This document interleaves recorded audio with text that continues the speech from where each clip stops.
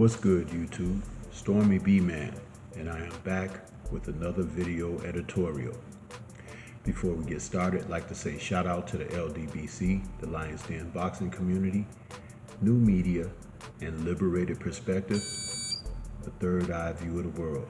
For more content such as this, please like, comment, subscribe, and share.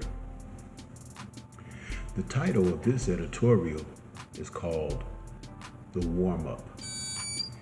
Now, what's interesting about this is boxers, when they are training as well as when they have a fight on the horizon, the warm-up becomes a significant part of preparation, typically before entering the ring. Some of us can attribute it to being the loosening up of a fighter, whether it's stretching, getting your body limber and ready to participate in the activity ahead. But in this instance, I'm speaking specifically on the most important part of warming up before a fight: shadow boxing. Shadow boxing is integral for a fighter who is going to be entering the ring. The art of shadow boxing was invented by George Dixon, who was born July 29th, 1870. George, who was a bantamweight and featherweight champion, he passed away January 6, 1909, at the age of 38. But inventing the art of shadow boxing, fighting an imaginary opponent, throwing punches as if simulated in a fight, headshots, body shots, hooks, jabs, uppercuts, until the fighter works himself up into a frothing sweat. It's very important to do these things. Fighters have to shadow box to prepare themselves, to get their body loosened up, to get the sweat going, okay, before entering the ring. This doesn't seem to be happening as much as it should anymore. How many of us could remember Mike Tyson working himself up into a frothing sweat in the locker room before a championship fight? Mike would literally have sweat dripping from his body as he put on a terry cloth towel before entering his matches. Mike would do this and be ready to go from round one. He wanted to be as prepared as he had fought 3 rounds already. And he would enter the ring being able to catch opponents cold and have desired results of this because the other guy did not prepare and wasn't warmed up, as they say.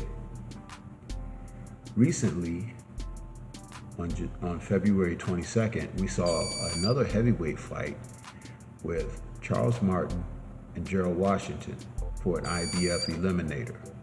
These two men fought the fight. The bout began with both fighters in the ring, dry as a proverbial bone, no sweat anywhere. This made for an interesting aspect of what could be oncoming, because the fighters not being warmed up properly, if you get caught a good shot, you may not recover, which could end up in a first round knockout, or you being severely hurt and not being able to get your bearings back. It's another reason why fighters should take more time, not just loosen up in the locker room, but to get their bodies ready to go. Old time coaches used to say, I like my fighter to have a good frothing sweat going before we enter the ring. There's a reason for that. 1, you can get your shots off a lot quicker and easier. 2, your focus is there, your sharpness. Your body is ready to do what it needs to do, and also to be able to receive the punishment that may be coming back. This is why shadow boxing, warming up properly, is integral in a fighter. Now, Most fighters can do it in the gym when they're practicing or whatever, but it's also the length of time that you would do it in the gym. Fighters should shadow box a minimum of 10 rounds.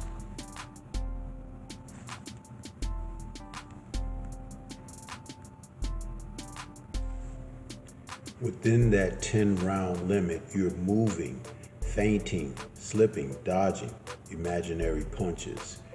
You are assimilating the battle in your mind visibly, and you can concentrate on the punches that fighters might be throwing back at you, catching, parrying, moving your hands, moving your feet. Some fighters like to shadow box in the mirror. Forget about the mirror unless you're looking at it in terms of being able to keep your head offline, off center line. These are the kind of things that shadow boxing can really help a fighter with. It's almost better than hitting the bag because the punches that you're throwing are the same type of punches that you would be throwing at an opponent as you're moving around in the ring. Okay, a bag will be stationary. However, being able to assimilate a part of an opponent that you have to chase down, you're chasing them with your shots. You're moving, keeping yourself out of harm's way. That's the great thing about shadow boxing. So when Mr. Dixon came up with this ideology and applied it to the sweet science, it actually helped the science get better. It helped a lot of fighters get better. Some fighters were pure beauty to watch shadow box. Fighters like Ray Robinson, Muhammad Ali, Sugar Ray Leonard.